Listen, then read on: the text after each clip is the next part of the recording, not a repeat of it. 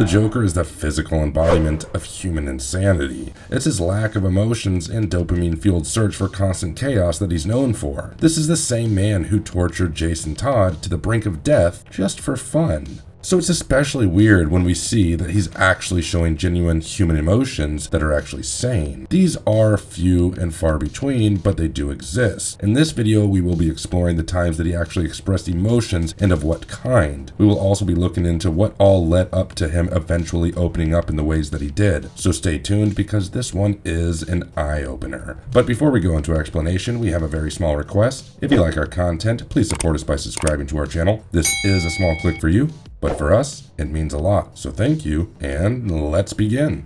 He broke down at the end of Killing Joke's story arc. The Killing Joke is hands down one absolute masterpiece of a graphic novel that tells the origin story of the Joker. It has received so much praise that many people consider it to be the most recognizable Joker comic and the canonical Joker origin. In this story, an unnamed engineer leaves his job at a chemical factory to live out his dream of being a stand-up comic. However, much to his dismay, he fails repeatedly. In a last-ditch effort to make ends meet, especially since his wife was pregnant with their child, the man agrees to help out two criminals rob a factory. The plan is that the engineer will guide them through the factory where he used to work so the robbers can steal from the playing card factory next door to it. However, before the plan even begins, Mr. Engineer gets a call from the police that tells him that his wife and child had died in an accident at their home. While he tries to back out, the thieves force him to keep his word. Next up, some security guards seize them and the robbers end up dying. Suddenly, out of nowhere, Batman shows up, having lost his family and being in such a messed up situation that seemed to be too much for the failed comedian.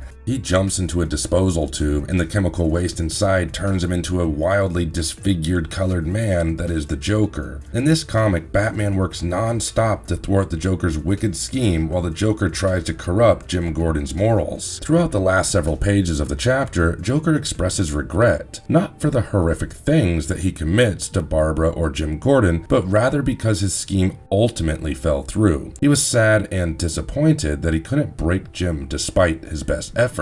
He literally crippled Jim's daughter and mentally tortured him to the point that most people would have snapped. However, Jim kept his sanity and, more importantly, his morals, because when Batman showed up, he asked him to do it the right way, arrest him and bring him in. Due to his failure, the Joker is seen on the edge of tears, almost crying, which is an unusual but appropriate reason for the Joker to exhibit guilt. In these last moments, Batman and the Joker share a laugh when the Joker cracks a joke about two inmates who tried to escape prison. This shows that Batman recognized the Joker's genuine emotions and basically lent him a shoulder to lean on. Or that's one interpretation at least.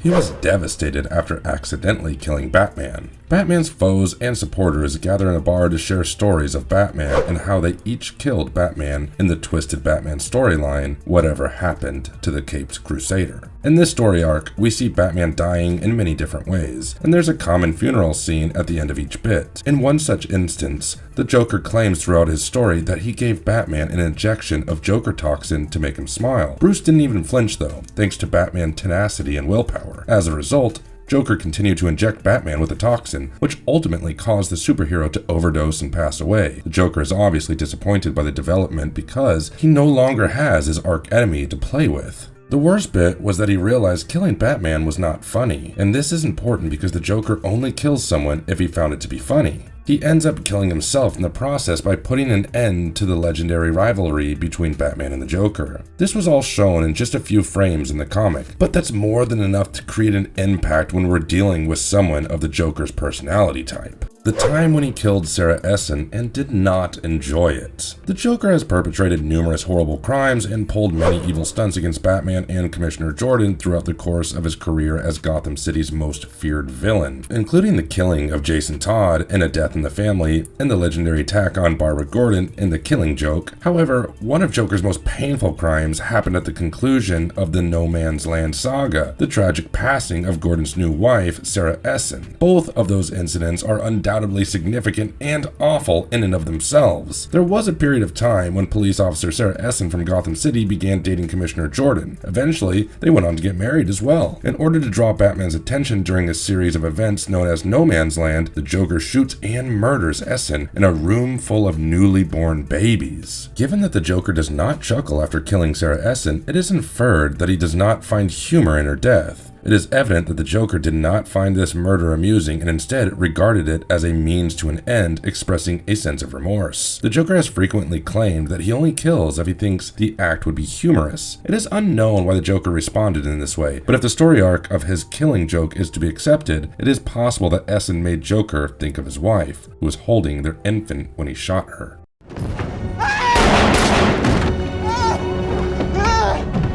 In the movie Joker, he felt remorse after killing the men on the subway. If you haven't already seen the movie Joker, please stop everything that you're doing right now and go watch it right away. This is an original storyline created to give the Joker a new live-action origin story. The story takes a bit of an inspiration from the Killing Joke origin story, but it is a standalone title in its own right. In this movie, there is a scene where three men on a subway begin to harass Arthur Fleck. That's his name in the movie. Arthur happens to have a condition that makes him burst out laughing at random times. These goons on the train use that as fuel to keep picking on him until Arthur is pushed over the edge and pulls out his gun. After shooting the three men, we see that he is terrified of what he has done, and he even points the gun at his own head immediately after, showing his regret and remorse for his actions. However, this is before he becomes the Joker, so it's slightly understandable. Regardless, it does tie in very well with how his surroundings and environment made him become who he is now. Working with a Nazi was where even Joker drew a line. Batman and Captain America worked together to fight the Joker and Red Skull during the Batman and Captain America storyline. Batman, Captain America, Robin, and Bucky Barnes joined forces to stop this felonious pair after the Joker accepted the Red Skull's offer to steal a nuclear bomb. The Joker shows pronounced sorrow for cooperating with the villain. He was also quite upset when Red Skull suggested Joker would make a fantastic Nazi after realizing that Red Skull was a Nazi himself and that his attire was only a ruse. He referred to Red Skull as a creeper and said that although he is chiefly a criminal, Joker was an American criminal who tried to kill Red Skull because of him being a raging supremacist. Even though on the surface it may seem like the Joker has a code of conduct and some morals, but it's really just the fact that their ideologies didn't match up. Joker kills for jokes, while the Nazis have discriminatory agendas. The disgust and regret on Joker's face says it all.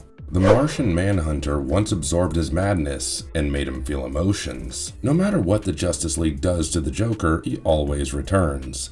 The League thought that the only way to put an end to the Joker's onslaught was to cure him of his madness. They also hired the Martian Manhunter to do the task. Even one of the most potent telepaths in the DC universe, believe it or not, was unable to accomplish it. The Joker is renowned for going to any length, no matter how severe, to accomplish his goals. He is violent, psychotic, suicidal, and completely mad. Nobody truly knows what is going on in his thoughts.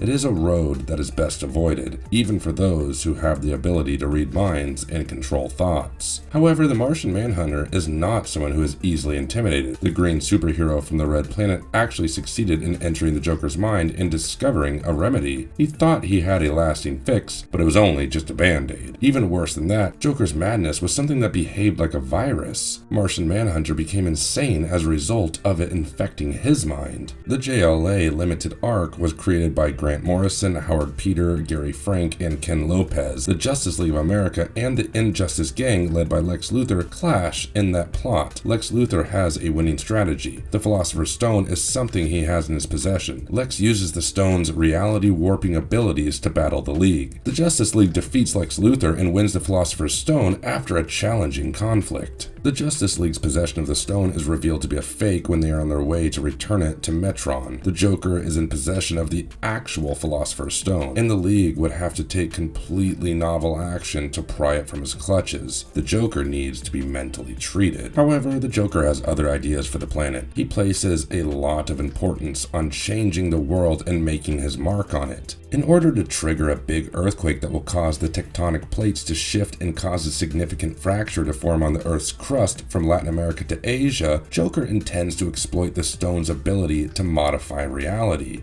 From orbit, it will appear to be a huge grin. The Joker could care less if his actions would result in the deaths of several innocent individuals. Martian Manhunter steps forward to utilize his ability to control the mind in order to stop him. He manages to genuinely heal the Joker from the inside once he has gained access to his mind. Even though it did wow the fans, Martian Manhunter was the target of the joke. The most potent telepath in the DC universe was overconfident in his gifts. As soon as he entered the Joker's consciousness, he began rerouting the information entering and passing through his brain. He had several limitations, though. The Joker's mind was like an uncontrollable cosmic storm. Just like the nucleus of a black hole, it was constantly undergoing change and in a state of intense flux. He had to use all of his mental fortitudes to keep the Joker calm. It was during this period that the Joker gained sanity for a short duration. Immediately, he began introspecting and seemed genuinely traumatized by everything that he had done in his life. And at that moment, we see that the only thing that he wants to do is make things right, even in the slightest way possible. The guilt was obviously eating him alive, so he returned to the stone to the League. Sadly, there was no way to cure the Joker. Martian Manhunter was forced out of the pale-skinned man's continuously shifting mental landscape, and he once more became the clown prince of crime. What happens when Joker is thrown into the Lazarus pit? Emotions. In the comic issue Batman, Legends of the Dark Knight number 145, the Joker is tossed into the Lazarus pit in order to recover from some really bad injuries. In the story, the Joker and Ra's al Ghul plot together against Batman and the world, but Ra's kills Joker to tie up loose ends. Batman has no leads on Ra's, so his only option is to revive Joker for information. The known side effects of using the Lazarus pit are immortality and mental instability. However, it seems that since the Joker was already messed up to the extreme, it had slightly different effects on him. Surprisingly, after recovering in the Lazarus pit, Joker is rendered normal as opposed to becoming even more unbalanced when he is dropped into the pit. Joker is now plagued with the guilt of all the people he has killed and the other individuals he has injured as a result of his newfound insight. It doesn't last long, however, but it demonstrates that in his normal state, the Joker was truly above guilt. This was a very small part of the comic, but still relevant, and honestly, the effects of the Lazarus pit temporarily making the Joker normal is like taking off a veil over the persona that he creates. Joker returned to a life of normalcy after killing Batman in the Batman Going Sane story arc. The Joker thinks that he has finally killed Batman in the novel Batman Going Sane. This is actually a really good read to go through. Seeing the Joker change from his crazed life of chaos and crime to becoming a normal, decent human being is quite strange. If you think about it, it kind of reminds you of the Joaquin Phoenix Joker. When his biggest foe is finally vanquished, something occurs that causes Joker to unexpectedly regain his sanity. Joker starts to live a regular life for the first time as he has no incentive to continue his life of crime, as Batman was his motivation for becoming a villain. Joker renames himself Joseph Kerr and gives up committing crimes entirely. He appears ecstatic with his new existence. Batman Legends of the Dark Knight number 65 through number 68 contain these tales. In these few issues where he is a normal man, he even falls in love with a woman named Rebecca, and they seem to have a cute life together for quite some time. However, over time, we do see that Joseph is slowly drifting back into his insanity. Every time he falls asleep, he has dreams of bats in his Joker's face. The internal monologue starts changing again, and the laughs come back. This would only endure for 3 issues before the Joker would eventually revert to his original form after once more going wild, just in time for Batman to show up and stop him. The time when Joker realized the true nature of his horrible actions in Arkham Asylum. In the JLA issue 84, Batman is called to Arkham Asylum to look into his adversary's seeming regret. This apparent remorse was reportedly brought on by a terrifying psychic force and a voice that told the criminals to be grateful for their newly transformed outlook. As he laments and begs to die for what he did, Joker can be seen being led by a variety of villains with a social emphasis on the devastation he caused children. Those were the only 2 things that he said in that frame, and we could also see Two-Face and some other noteworthy criminals just wanting to die as repentance for their evils. Batman smiles as he observes the likes of the Joker and Two-Face expressing regret and humiliation for their deeds through a one-way window. The next page shows up some Native American sage speaking into a fire. He asks for forgiveness and tells his god that people have become rotten here on this world. It is assumed that this has something to do with all the criminals in the world suddenly turning harmless.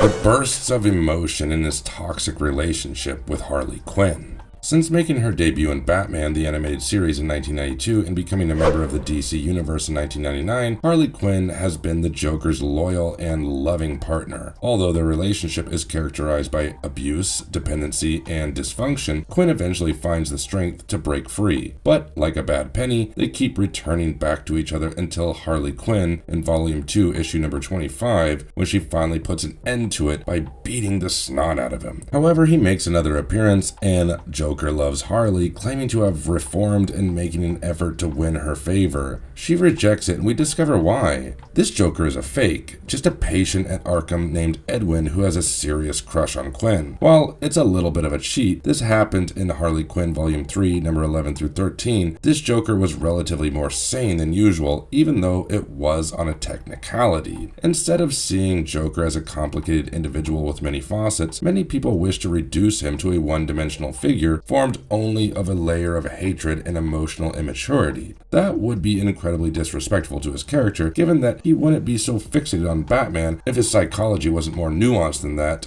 and completely codependent on him.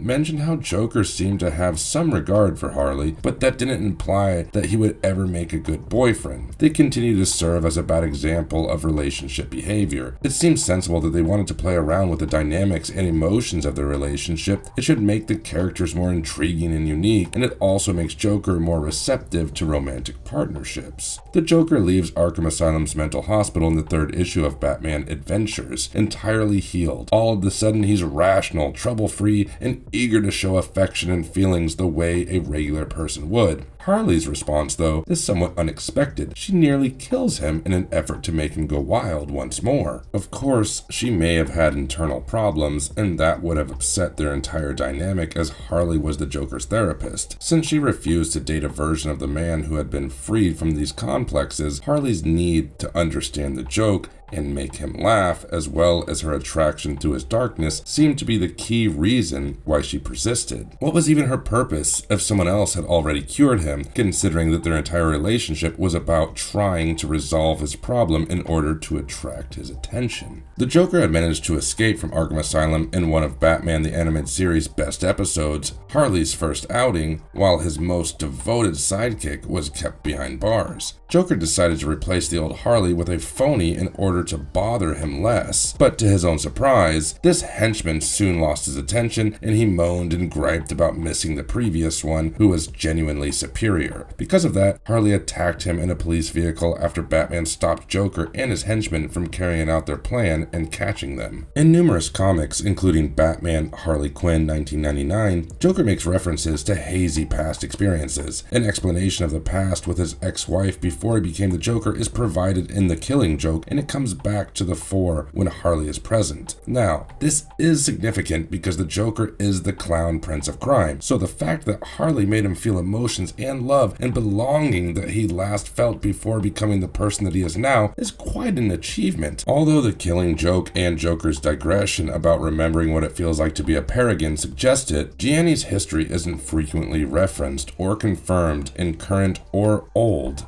canon stories. Julia!